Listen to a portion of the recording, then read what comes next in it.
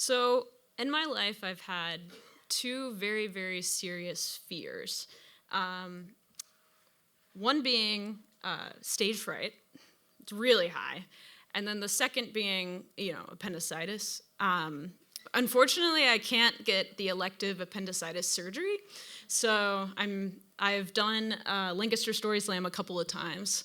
And about 5 years ago, it was my first time ever doing Lancaster Story Slam.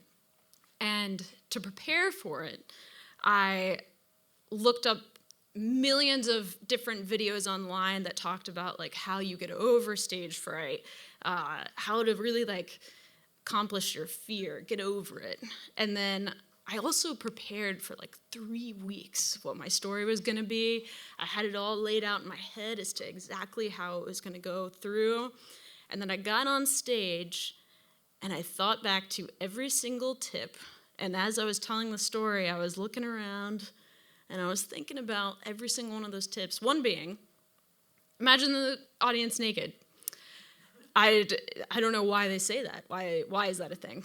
I have no idea. So I try not to look at anyone, and instead I just look at the very back and I try to focus on one point. And I was thinking about that, and then it all occurred to me, like I was thinking about the fact that I was also on my second date ever with this guy that was sitting in the audience. And I'm thinking the whole time about, one, don't imagine the audience naked. 2, where do I stare? No idea. 3, why did I tell this guy to go on this date with me? Why did I tell him the night before that I was going to be doing this thing? Getting up on stage, talking in front of people. Why would I do that? And also thinking about how, like, I regretted that I ate a pile of chicken wings in front of him on the first date. And that's all I could think about. So I get on stage, tell the story, mess up. Oh my God. It wasn't so great. It ended very poorly. And so I go out to go sit down next to him, and he just looks over like, all right, that was all right. And then he decides he's gonna get on stage and tell a story. So he gets up here and he kills it. Oh my God, he is doing so well. He like nails every single joke. He has the perfect format, like that you read online, And I bet he's not imagining anyone naked in the audience. He's just looking everywhere, like he's just engaging as all hell. And then he wins. He wins the glass. And I'm fuming with so much admiration. And I didn't think that was a possibility, like such an emotion that you could feel. And I'm sitting over there like, seriously? Are you fucking kidding me? This guy just shows up, didn't think about it for 3 weeks straight, just comes in, gets on stage, wins the event.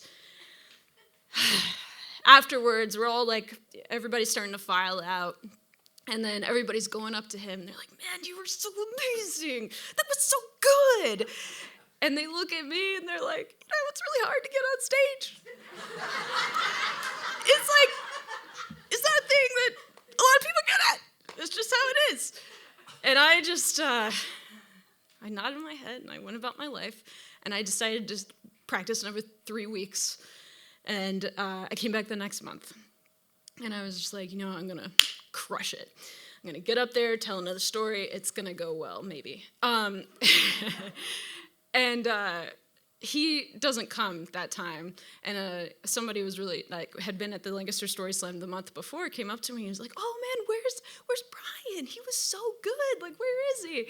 And I'm just like, and he was off saving a skate park. And I just say that, and I'm like, he's saving a skate park. And they're like, oh, you're so lucky, You're what a lucky girl. And I'm like, yeah, I am. Yeah. I'm called up first. You never want to be called up first. Again, bomb. And then, here I am today telling this story because, I'll get over the stage fright someday, And Brian, who's now my husband, he's not here. He's saving a skate park. So, thank you.